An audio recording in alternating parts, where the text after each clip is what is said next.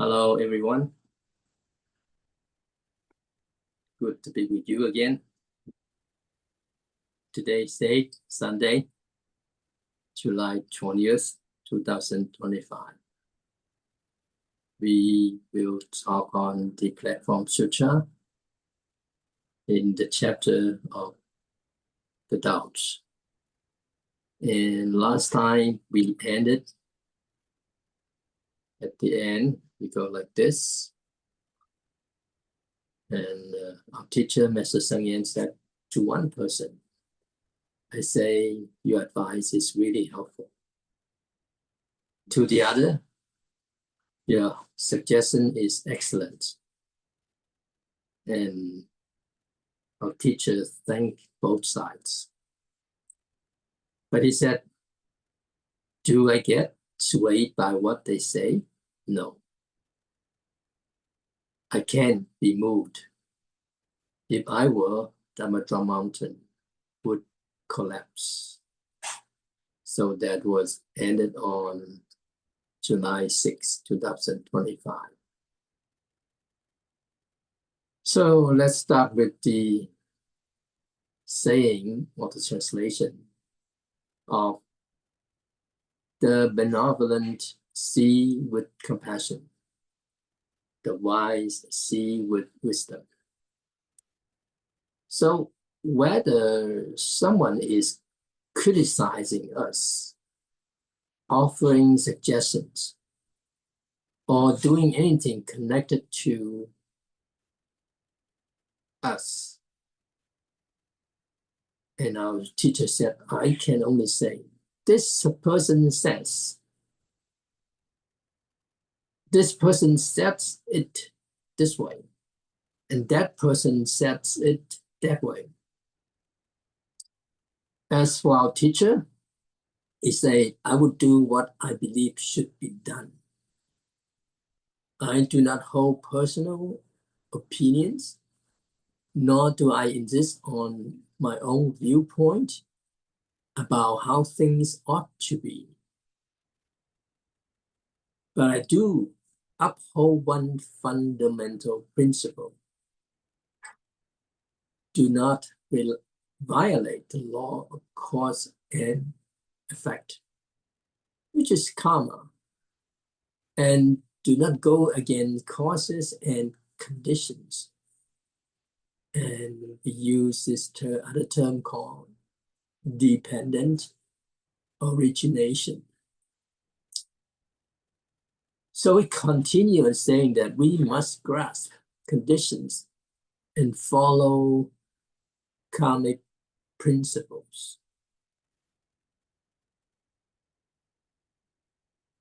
So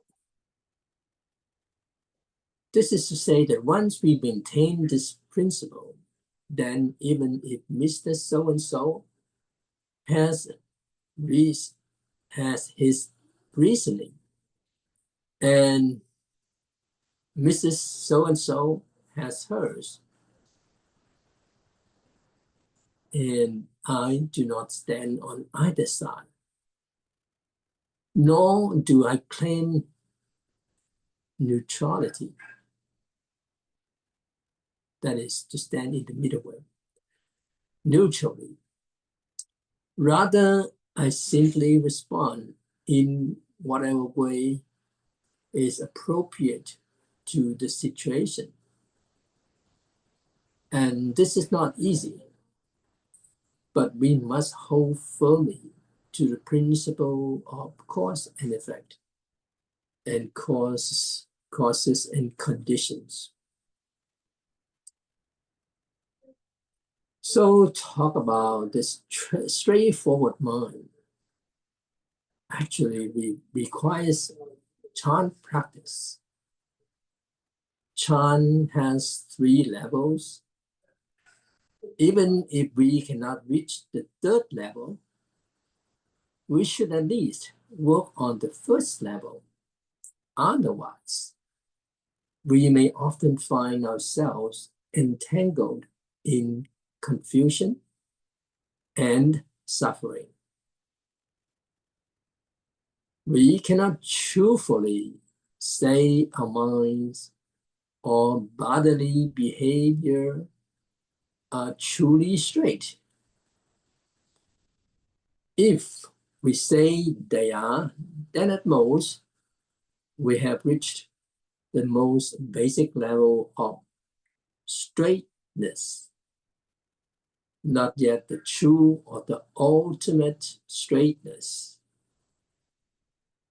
Since we have not reached genuine straightness, should we still practice chant? So the saying of, if my conduct is straight, why should I practice chant? But your mind and actions have not reached the genuine level of straightness. And if you can acknowledge and understand this, then to say there's no need to practice chant is unrealistic.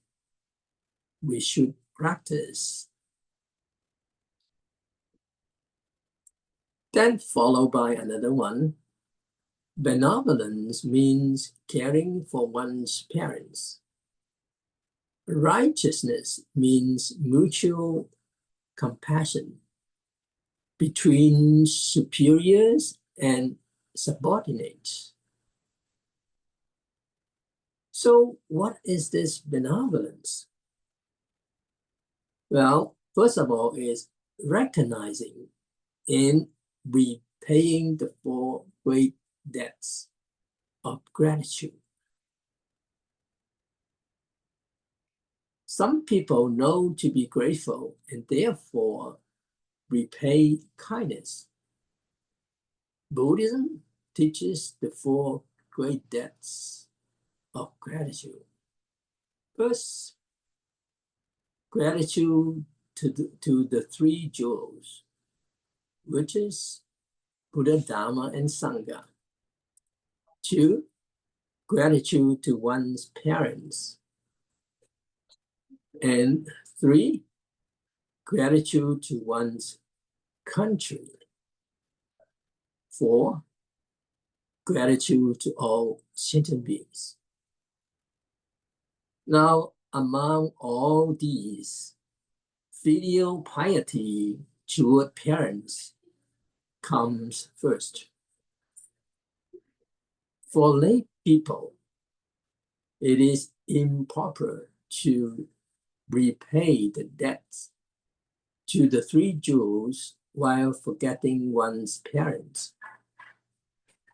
To serve one's country while neglecting one's parents, or to benefit sentient beings while ignoring one's parents. So we don't ignore our parents. And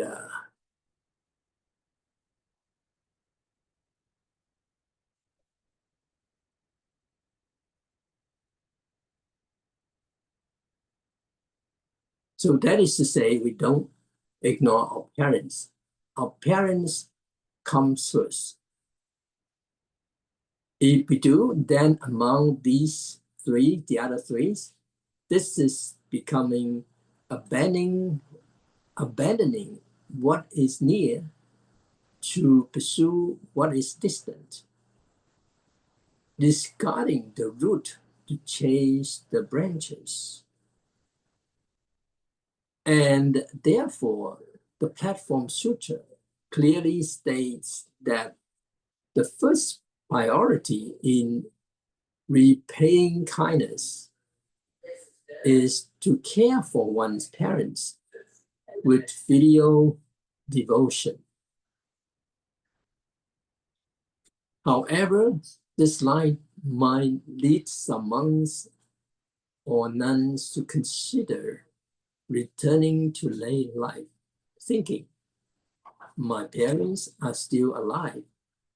How can I abandon them to become a monastic? I should care for them first, and wait until they pass away to begin my practice. This is a mistaken view. This teaching was addressed by the sixth patriarch, Huineng, especially to lay people, not to monastics. So Master Huineng himself arranged proper care for his elderly mother before becoming ordained. So this teaching does not mean that monastics should immediately return home, because filial piety is more important, and that leaving home is therefore unfilial. That's a misinterpretation.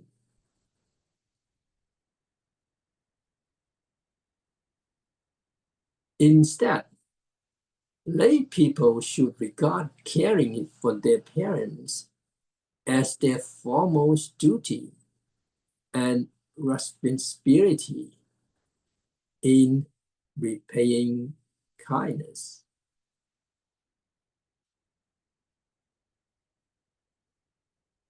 If someone neglects filial piety and instead talks about practicing the Bodhisattva path and saving all sentient beings, that is contrary to Buddhist principles. Well, but the human world is full of strange twists. For example, now this is also given by a teacher. He said, once I met a young couple in America. They had done abroad for study, got married, and had a child, and established successful careers. Both husband and wife thought of their elderly parents still living in Taiwan. So out of filial concern, they brought all four parents, well, the husband's and the wife's parents, to live with them in the US. They wanted to see and care for their parents daily. This kind of filial piety is praiseworthy. But within a year, they sent one pair of parents back to Taiwan and placed the other pair in a nursing home. And then later on, our teacher asked them, didn't you bring them here out of filial piety? It took great effort to bring them all to the US. Why did you separate them so soon? Can you guess what they said? They told our teacher that living apart, they are family. Living together, they are enemies. Isn't that strange? How could family living together become like animals? Become like enemies. So there were two sets of parents, the husbands and the wives. You think that four elderly people living together, playing this mahjong every day, would be just fine? But instead, the two couples were constantly at odds. Even within each couple, the husband and wife would quarrel with each other. Every day, the house was filled with arguments. They began blaming the daughter-in-law and son-in-law for their unfilial. They even blamed their own children for being unfilial. So, what a strange situation. These adult children had brought their parents over to be filial, but ended up being accused of being unfilial. So they had no choice but to send them away. Once the parents were separated and only visited once a year, then everyone was happy again. This is a tragedy of the human world, but also a reality. So how should one truly practice filial piety and repay kindness? This is a deep and complex subject, worthy of serious study.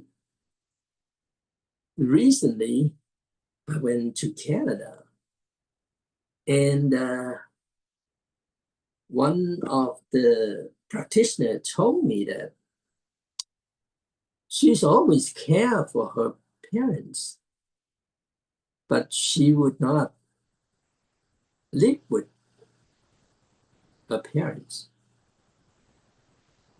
And I was thinking, why? Well, she said that I care for her, whatever she needs. She's not far away from me, but we live separately. Because if I live with them, then whatever I do, they will say this and they will say that. And I have my own way of living. Even what I cover at night for my blankets, they will say something. So I feel more at ease to separate with them, because older people have their own ways of thinking. We're not, we have some kind of age gap right there. And actually, this is the reality. But she really cared for her parents. And that's what happened. So we would say filial piety should follow the principles of the saying of each Dharma, here referring to each phenomenon dwelling in its proper place. In reality, people should maintain a proper distance from one another. Everyone should have their own space. Parents are parents, in-laws are in-laws. They shouldn't necessarily all live together. Children and parents are from different generations, not the same one. There should be clear boundaries. Even filial piety must follow principles. Living together is not the definition of filial piety. If your parents are living well, have their own place to stay and food to eat, why must you bring them to live with you? If your parents have no money and can get by, then of course they may live with you. But don't try to impose a young person's lifestyle onto elderly people or vice versa. That would be inappropriate. So Buddhism speaks of each Dharma, referring to phenomenon, dwelling in its rightful position. That means let each thing be what it is. Give each person what they need, and don't try to make everyone exactly the same. If we manage things in this way, everything will be peaceful and without conflict. So now let's go to this translation of, if the mind is not straight, you must practice Chan. Repaying kindness also requires wisdom.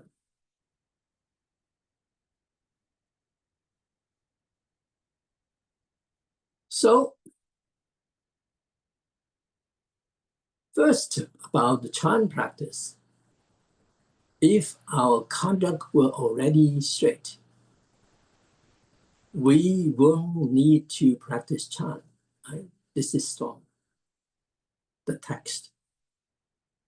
But since our action of body, speech, and mind are not yet straight, then we must practice Chan. And then we must repay kindness. As lay people, we should repay the kindness of our parents. But this too requires wisdom. We must provide the care our parents actually need, not unnecessary or excessive care. Otherwise, we may come to realize the painful truth that living together, we are enemies. Separated, we are family. This is a difficult experience. And then next is, what is righteousness? So, righteousness, referring to moral righteousness, nobility of character, and compassionate integrity. It is not merely about legal rules or rational logic. It is rooted in benevolence and love. We often hear the term duty and responsibility. So responsibility means no matter what your role is, you must fulfill it. If you don't, you are considered irresponsible. For example, parents must fulfill their responsibilities to their children. Children must fulfill their responsibilities to their parents. Monastics have their responsibility as monastics. Lay people who believe in the three jewels also have responsibility as Buddhist lay practitioner. So responsibility means you are required to do something. And if you don't, you are not qualified for your role. It implies obligation and conditions that must be met. But righteousness is different. Now, this righteousness means acting voluntarily, spontaneously, and altruistically. Doing what you feel is right, what you can do, and what you should, and what you ought to do. If you don't do it, no one will blame you. If you do it, people will praise and honor you. That is righteousness.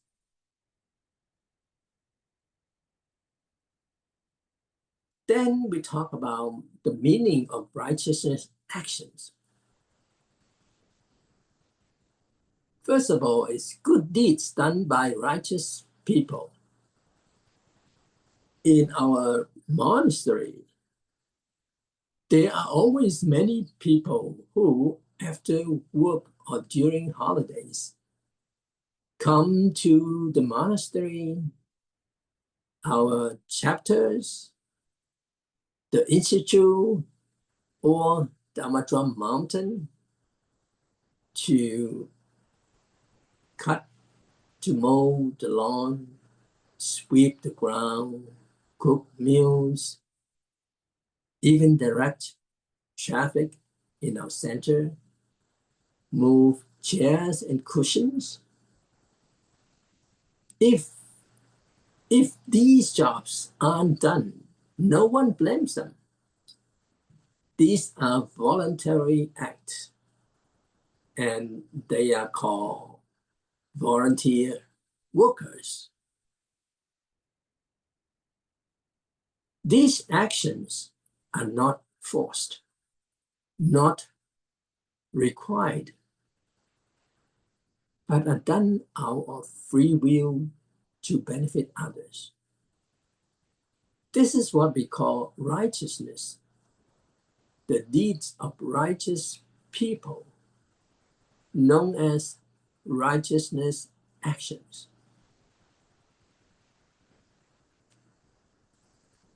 And nowadays, at some of our monasteries, we sometimes have practitioners of traditional Chinese medicine, massage therapists, acupuncturists, acupressurists, who come and treat patients for free. That is called righteous medical service. Sometimes when we cook too much food at the monastery and there's extra, if you don't eat it, no one blames you. But if you do help eat it, that is helping the monastery. So we could call it righteous eating. So in Buddhist terms, any act that is not part of a required responsibility, but is still done for the benefit of others, is considered bodhisattva practice. When someone needs help and you are not obliged to help, but you still choose to help, then that is a righteous act.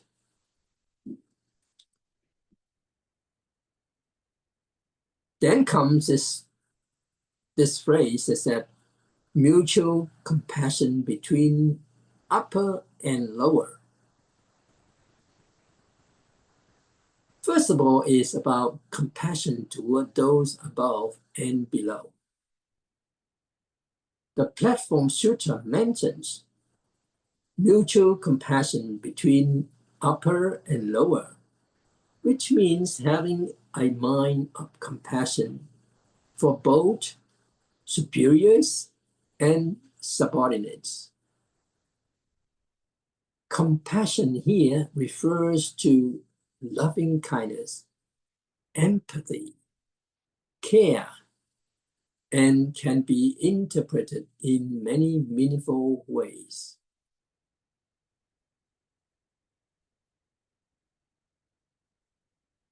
So in one of the books of the rites in Chinese, the saying of honor the elderly in your own family and extend the honor to others, other elders. So let me repeat this one. Honor the elderly in your own family and extend that honor to others, elders. The second one is love the young in your own family and extend that love to others' children. And this is a perfect example of mutual compassion between upper and lower.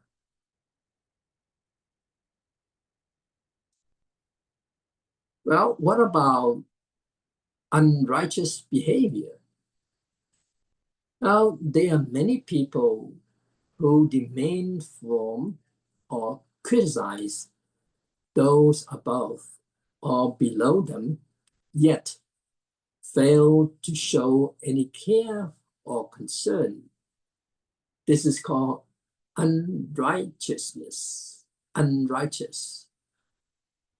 Some people think they are fulfilling their duty to their parents by simply giving them food, shelter, and clothing.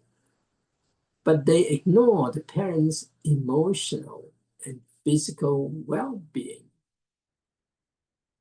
Such a person may be seen as unfilial and unrighteousness.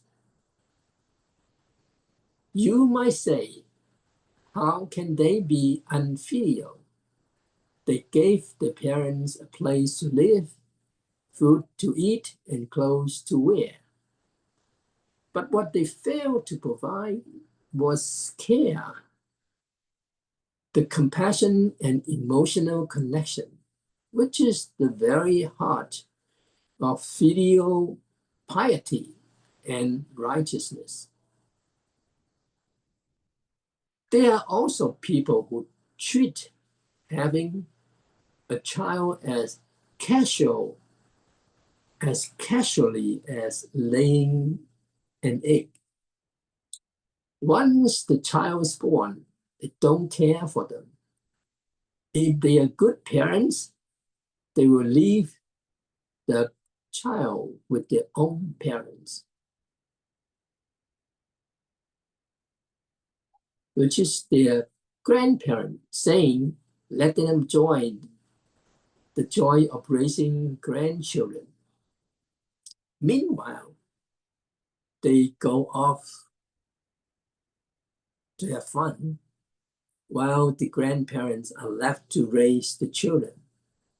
But still, it is considered a good case. In the bad case, they send the child off to daycare or an institution and wash the hands of parenting. Such parents are unrighteous. Legally speaking, you may not be able to accuse them of a crime. You can demand more from them by laws because technically they fulfill their legal responsibility. They might even say, I did not abuse my child, but they fail to fulfill the ethical duty as a parent, which may not be called a legal failure, but is clearly a failure of righteousness.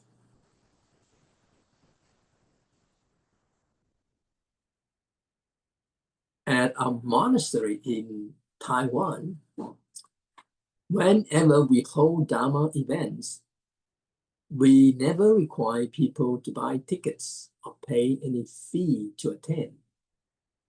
That's why many people feel that our monastery is really nice.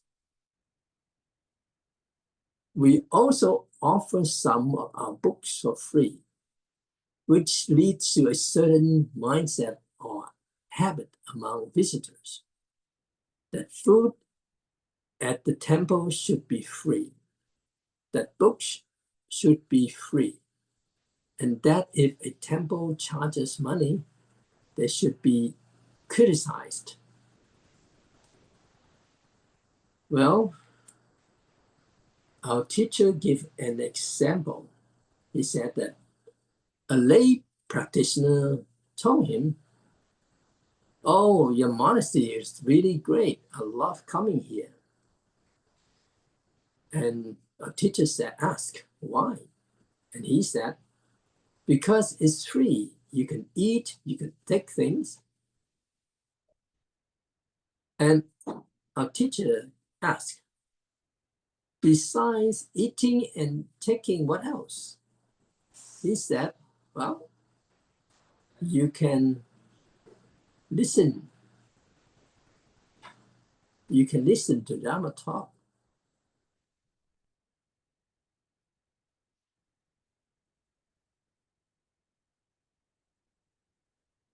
And our teacher said, "Yes, here you can listen to the Dharma talk." And then he said, "But I really dislike a certain temple." And our teacher asked, "Why?" He said, "Everything there costs money." So our teacher told him that you are mistaken. Charging money is normal. What we are doing here is considered not normal.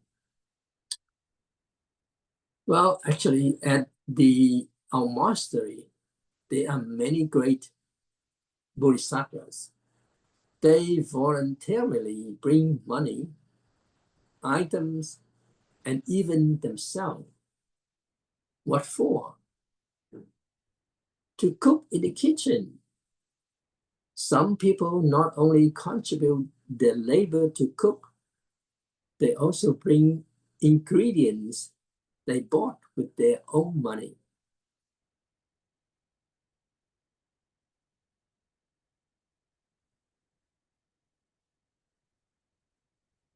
So as for our books, for free books,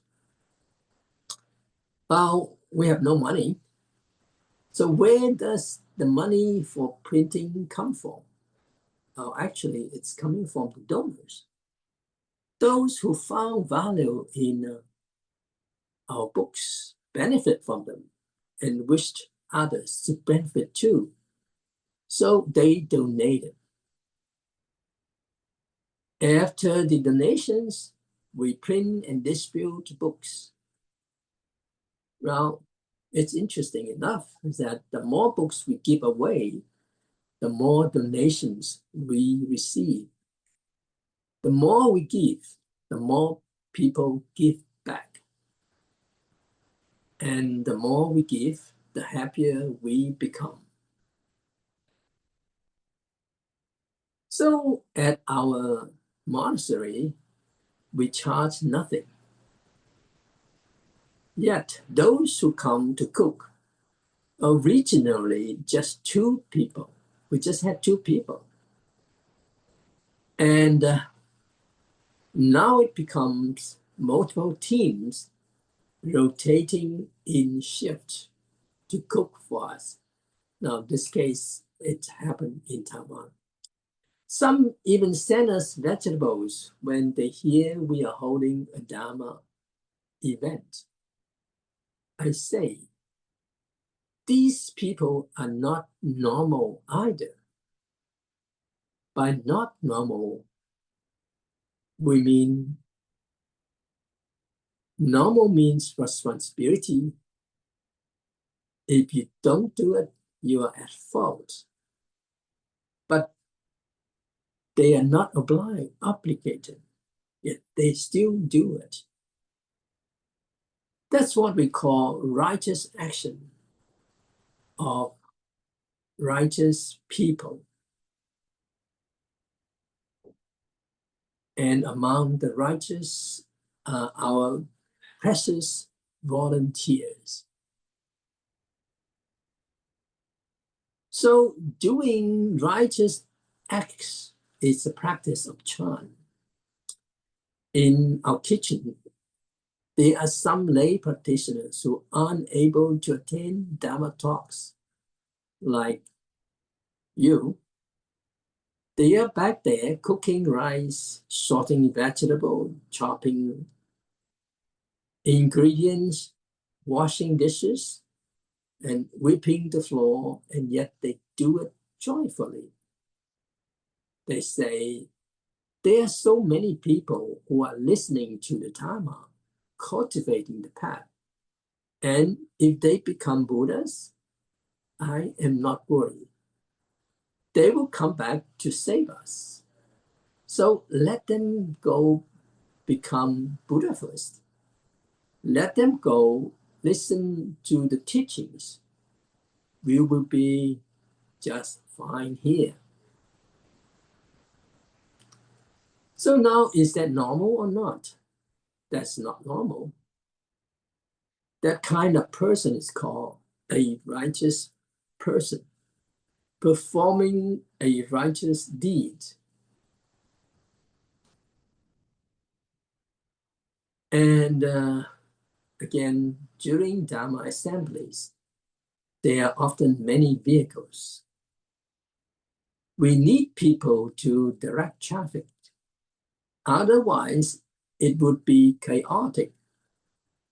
We also need reception volunteers to help newcomers or occasional visitors, showing them where to sit, where to find drinking water, and where the restrooms are. While everyone is chanting the Buddha's name or listening to teachings, these volunteers are unable to participate. From an ordinary viewpoint, those volunteers are missing out a lot.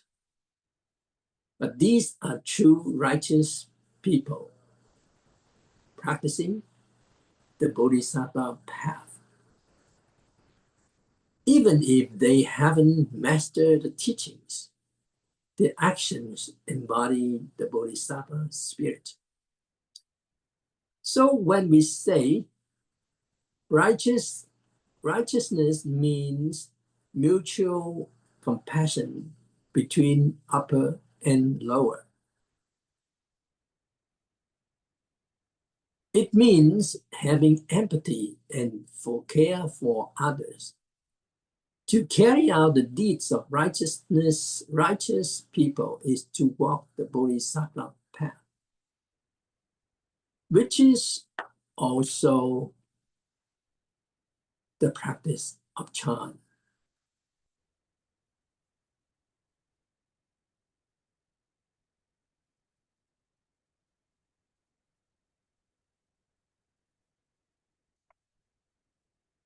So I will stop here.